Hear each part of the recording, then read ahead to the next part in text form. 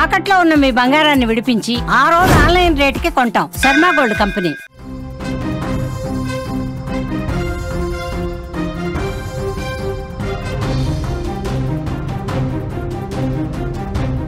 రెండు రోజుల నుంచి భయపెట్టిన మొంతా తుఫాన్ తీరాన్ని దాటింది.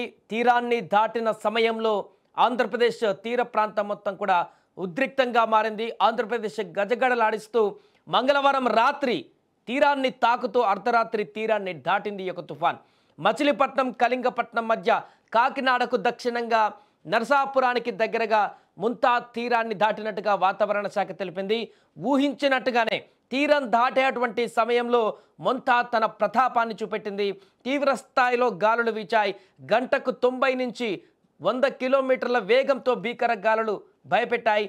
భారీ ఈదురుగాలులకు చెట్లు విద్యుత్ స్తంభాలు కూడా నేలకులాయి. అయితే వెంటనే అధికార యంత్రాంగం అప్రమత్తమై రోడ్డు పైన పడినటువంటి చెట్లను తొలగించారు. పలు విద్యుత్ స్తంభాలను పడిపోవడంతో కొన్ని గ్రామాలు అంధకారంలో చిక్కుకున్నాయి. తీరం దాటేటువంటి సమయంలో ఏపీ వ్యాప్తంగా భారీ వర్షాలు దంచుకొట్టాయి.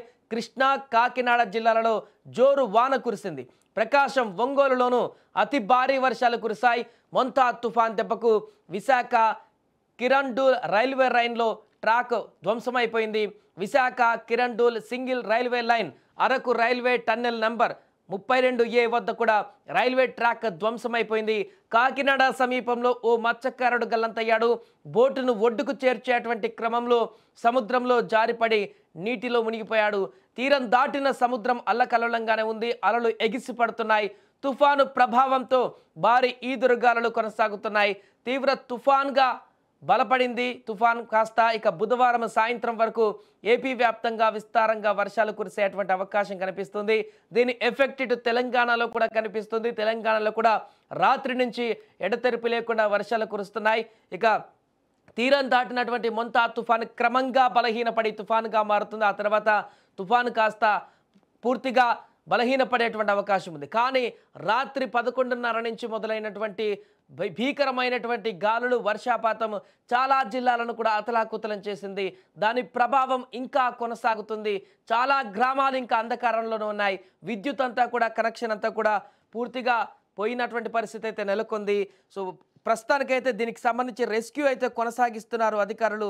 పూర్తి స్థాయిలో మొంతా తుఫాన్ చేసినటువంటి విధ్వంసాన్ని లెక్కగట్టేటువంటి పనిలో ఉన్నారు. మరొక వైపు ఎవరైనా గల్లంతైనటువంటి వారెవరైనా ఉంటే వారి ఆచూకుని కనిపెట్టేటువంటి ప్రయత్నం చేస్తున్నారు. అండ్ ఇప్పుడు 3-4 గంటలు కూడా చాలా కీలకంగా చెప్తున్నారు. మొంతా తుఫాన్ ఆంధ్రప్రదేశ్ తీరాన్ని తాకడం ప్రారంభించిన తర్వాత రాబోయే 3-4 గంటలు రాష్ట్రానికి కూడా కీలకమని చెప్తున్నారు. దీని ప్రభావం 6-7 జిల్లాలలో అధికంగా కనిపిస్తుందని కూడా వాతావరణ శాఖ హెచ్చరిస్తుంది.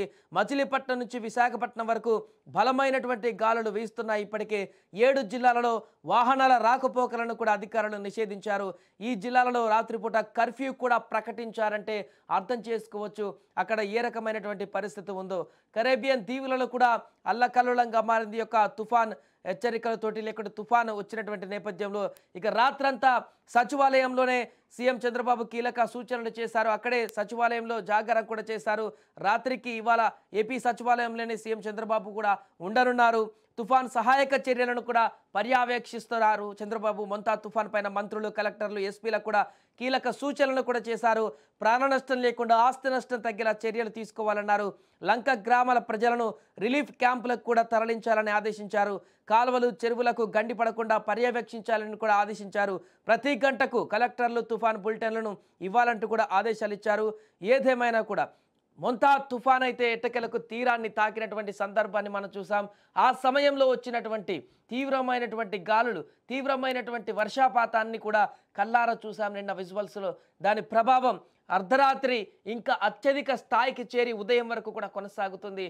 సముద్రం వెంబడి ఇప్పుడు తుఫాన్ తీరానికి దాటి క్రమంగా బలహీనపడుతున్నటువంటి సందర్భంలో అయితే అలల తీవ్రత అయితే ఇంకా అలానే కొనసాగుతుంది. క్రమంగా కొన్ని గంటల కొద్దీ సమయం గడిచే కొద్దీ ఆ యొక్క అలల తీవ్రత కూడా రక్కసి అలలు కూడా అలల తీవ్రతను కూడా తగ్గించుకునేటువంటి పరిస్థితి ఉంది.